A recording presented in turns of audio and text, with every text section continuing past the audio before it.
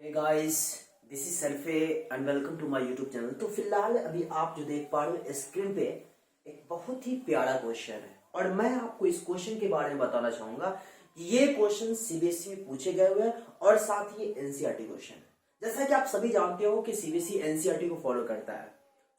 ये एनसीईआरटी के क्वेश्चन के साथ साथ बेहद खानदानी क्वेश्चन है, बिल्कुल फुल पत्ती वाला क्वेश्चन है। मैं इस वीडियो में इस क्वेश्चन का कंप्लीट सॉल्यूशन देने वाला हूं। मैं कैसे क्वेश्चन को सॉल्व करता हूं, ये अगर आप बात को कैच कर लेते हो तो फिर ट्रायंगल की किसी भी तरह का क्वेश्चन हो उसका सॉल्यूशन आप इजीली बना सकते हो। आइए देखते हैं हमारा क्वेश्चन क्या कह रहा है। A point O in the interior of rectangle ABCD is joined with each of the vertices A, B, C and D. Prove that OB square plus OD square equal OC square plus OA square। हमारे सामने ये question है, बिल्कुल clear है ना। आइए इस question का फिगर ड्रॉ करते हैं, फिर फिगर से हम लोग इसको प्रूव करने वाले हैं। तो यहाँ पे बात हुई है रेक्टेंगल की, बात हुई है, तो आइए रेक्टेंगल बनाते हैं।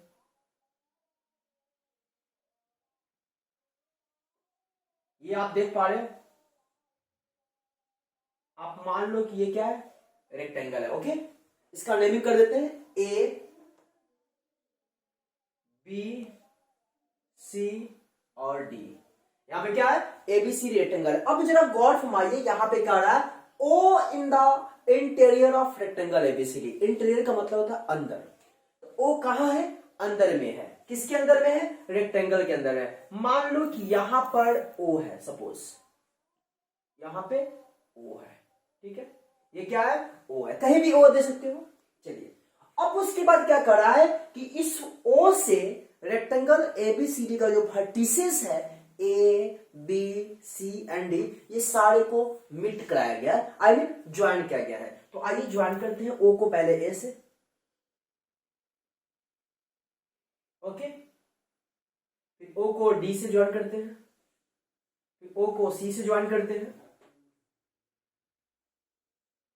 एंड ओ को बी से ज्वाइन करते हैं। क्लियर बात है। यहां पे ओ से हमने सारे वर्टिसेस ज्वाइन कर दिए, क्योंकि यहां पे कहा जा रहा है joint with each of the vertices A B C and D, मतलब चारों वर्टिसेस इसको क्या कहा जा रहा है, ज्वाइन किया जा रहा है। क्लियर बात है। तो हमें प्रूव करना क्या, ओबी स्क्वायर।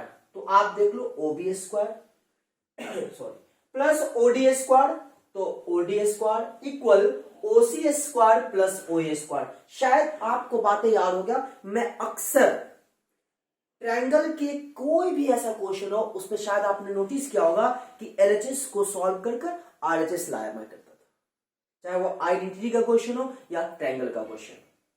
इसमें भी वही करने वाले हैं, एलएचएस को सॉल्व करके आरएचएस लाना है। उससे पहले मैं आपको बताना चाहूंगा, आप सभी जानते हो कि अगर कोई रेक्टेंगल एबीसीडी है तो उसमें उसका हर एक एंगल क्या होता है, 90 डिग्री का, हाँ या ना। चलिए, लेकिन इसको सॉल्व करने से पहले यहां पर एक कंस्ट्रक्शन करने वाले हैं। क्या करने वाले हैं, जरा गौर फरमाइएगा। एबी के पैरेलल हम ओ से एक लाइन ड्रॉ कर रहे हैं जो एबी को और बीसी पर कट कर रहा है। गौर फरमाइएगा जरा, उम्मीद दिख रहा होगा। हमने ओ से एक लाइन ड्रॉ किया, इसका नाम दीजिए एफ, इसका नाम दे दीजिए जी। एफ जी हमने एक लाइन ड्रॉ किया जो ओ से जा रहा है ना। चलिए, तो आप खुद ब खुद देख सकते हो कि गौर फरमाइएगा, A F G B, B यहां पे एक रेक्टेंगल होगा, हाँ या ना। साथ ही एफ डी सी जी भी एक आपका यहां पे रेक्टेंगल होगा, हाँ या ना, क्योंकि हमने एक लाइन जो ड्रॉ किया है वो ओ से गया है जो कि ए बी के भी पैरेलल है, सी डी के भी पैरेलल है। तो बेशक हम कह सकते हैं A F G B rectangle होगा, एफ डी सी जी भी रेक्टेंगल होगा, एक पूरा ए बी सी डी भी रेक्टेंगल होगा, हाँ या ना। क्लियर बात है। चलिए, उसके बाद आप ये सभी जानते हो कि रेक्टेंगल का अपोजिट साइड क्या होता है, इक्वल होता है, हाँ या ना। रेक्टेंगल के अपोजिट साइड्स इक्वल होते हैं, हमेशा इस बात को याद रखिएगा। चलिए, अब एलएचएस को सॉल्व करते हैं और आरएचएस लाते हैं। तो एलएचएस हमारा क्या है, जरा गौर फरमाइएगा। एलएचएस हमारा है ओबी स्क्वायर प्लस ओडी स्क्वायर, ये हमारा एलएचएस है, हाँ या ना। अब इसको मैं सॉल्व कर रहा हूं, फिर आरएचएस लाता हूं। बात मुझे बताओ, ये स्क्वायर देख पा रहे हो? याद करिए, मैं बचपन से कहते आ रहा हूं कि जब भी ट्रायंगल के केस में अगर स्क्वायर आता है तो आपको सबसे पहले देखना है कि राइट एंगल कहां पे बन रहा है।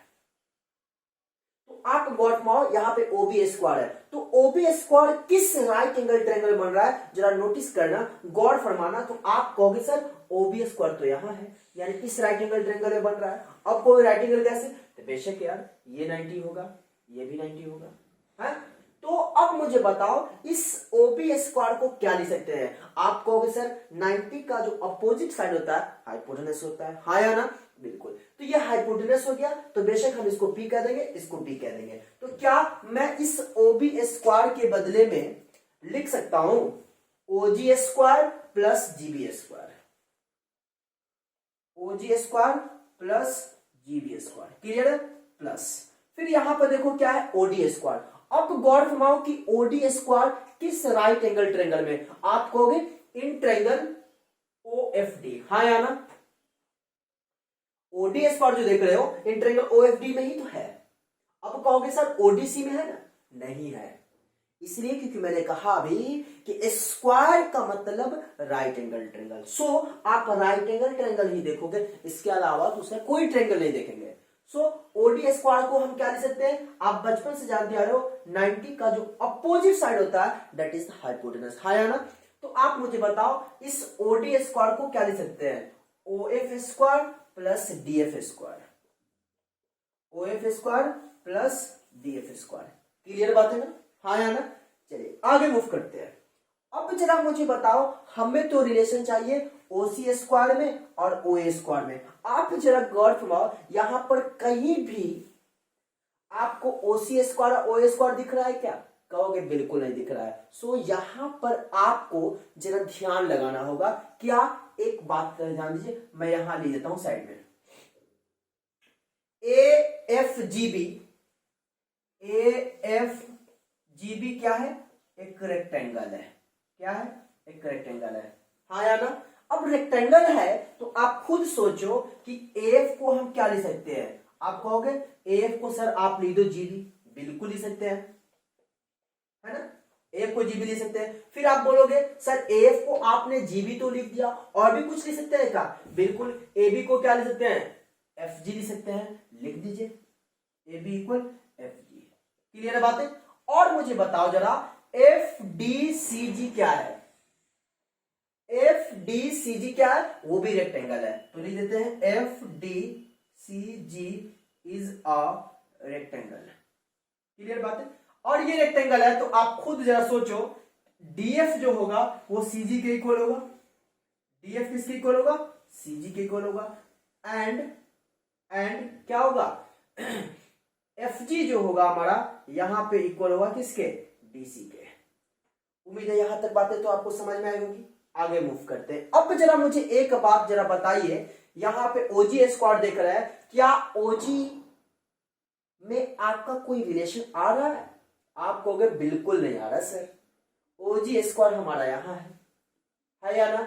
और बताइए ओजी स्क्वायर भी आ गया, और फिर देख लो यहां पर जीबी स्क्वायर भी है, तो देखिए तो जरा ओजी स्क्वायर प्लस जीबी स्क्वायर, कुछ दिख रहा है, ओजी स्क्वायर प्लस जीबी स्क्वायर, लेकिन ओजी स्क्वायर प्लस जीबी स्क्वायर तो आपका ओबी स्क्वायर आ जाएगा, लेकिन हमें चाहिए ओसी स्क्वायर। तो आप सोचिए कि ओसी स्क्वायर लाने के लिए हमें क्या चाहिए, हमें रिलेशन चाहिए ओसी में और ओए में। तो ओसी स्क्वायर लाने के लिए देखिए तो जरा ओसी स्क्वायर यहां है, तो ओसी स्क्वायर लाने के लिए आपको जीसी स्क्वायर चाहिए और प्लस ओजी स्क्वायर चाहिए। आप कहोगे सर यहां पे ओजी स्क्वायर है, तो आप इसको ओजी स्क्वायर को रहने दो क्योंकि हमें इससे रिलेशन चाहिए। प्लस ये जीबी स्क्वायर देखिए तो जरा कहां है, जीबी स्क्वायर यहां है, क्या जीबी स्क्वायर से कोई रिलेशन चाहिए, नहीं चाहिए, क्योंकि हमें ओसी और ओए में जाना है। तो आप मुझे बताओ इस जीबी को, जीबी के बदले में एफ लिख सकते हैं, जीबी के बदले में एफ, तो लिख दो एफ स्क्वायर। कहोगे क्यों सर, क्यों, इसलिए देख लो ना भाई जीएफ जो है वो किसके इक्वल है, एबी के इक्वल है। अब प्लस ओएफ देख लो कहां है, ओएफ यहां है, और हमें चाहिए ओए स्क्वायर, तो ओए इधर है, तो यानी ओएफ आपको जरूरत पड़ेगा। सो ओएफ स्क्वायर रहने दीजिए, बहुत ही छोटा क्वेश्चन है। प्लस डीएफ स्क्वायर, देखिए डीएफ स्क्वायर कहाँ है, डीएफ स्क्वायर आपका यहाँ है। क्या डीएफ से आपको कोई रिलेशन चाहिए, कहोगे नहीं, कहोगे क्यों सर, क्योंकि हमें ओसी और ओए जाना है, तो ओए इधर है और ओसी आपका यहाँ है, तो बेशक हमारा ये डीएफ जो देख रहे हो ये जीसी के इक्वल है। डीएफ किसके इक्वल है, जीसी के इक्वल है। सो मैं यहां पर लेता हूं क्या, जीसी स्क्वायर। क्लियर बात है ना। अब जरा गौर फरमाइए, ओजी स्क्वायर कहाँ है, यहां है, अब प्लस जीसी स्क्वायर कहीं पे है क्या, यहां है, इसको एक साथ ग्रुपिंग कर दो, ओजी स्क्वायर अब प्लस जीसी स्क्वायर, फिर प्लस और जो बच गया ये वाला, इसको एक साथ ग्रुपिंग कर दो, एफ स्क्वायर अब प्लस ओ एफ स्क्वायर। हाँ या ना, इतनी बातें समझ में आई। अब जरा मुझे बताइए, इतना को मैं यहां पर ले देता हूं, स्पेस तो पूरा भरपूर है। ओजी स्क्वायर प्लस जीसी स्क्वायर किस राइट एंगल ट्रायंगल में है, देखिए तो जरा, आप कहोगे सर ओजी स्क्वायर अब प्लस जीसी स्क्वायर जो है मेरे को राइट एंगल ट्रायंगल ओजीसी में है। इसमें है ओजीसी, बहुत ही आसान क्वेश्चन है, ओजीसी में। तो बताओ मुझे ओजी स्क्वायर प्लस जीसी स्क्वायर को क्या लिख सकते हैं, तो आप कहिएगा सर ओसी स्क्वायर लिख दो ना, क्या आसान बात पूछ रहे हो, ओसी स्क्वायर प्लस, फिर देख लो यहाँ पे F square plus O F square कौन से राइट एंगल ट्रायंगल में है, देखिए जरा, F square plus O F square क्या आ रहा है, ओ ए स्क्वायर, तो आप लिख दो इतना के बदले में क्या, ओ ए स्क्वायर। और हमें जरा देखिए यही तो चाहिए था, यही तो आया क्या, आरएचएस, और हमें यही प्रूव करना था। कितना आसान बेहतरीन अंदाज में मैंने आपके सामने इसका सॉल्यूशन दिया। फाइनली आप चाहो तो ऐसा भी लिख सकते हो, कैसा, ओबी स्क्वायर प्लस ओडी स्क्वायर, इसी को तो सॉल्व करके आया मेरे को ओसी स्क्वायर प्लस ओ ए स्क्वायर, और इस तरीके से इस क्वेश्चन का सॉल्यूशन आपके सामने आता है। उम्मीद करता हूं बातें आपको समझ में आई। अगर समझ में आई तो प्लीज वीडियो को लाइक करिए, दोस्तों के बीच शेयर करिए, और साथ ही चैनल पे नए हैं तो सब्सक्राइब कर बेल आइकन को प्रेस करिए। फिर मिलते हैं नए वीडियो में नई एनर्जी के साथ, तब तक के लिए बाय बाय, जय हिंद जय भारत।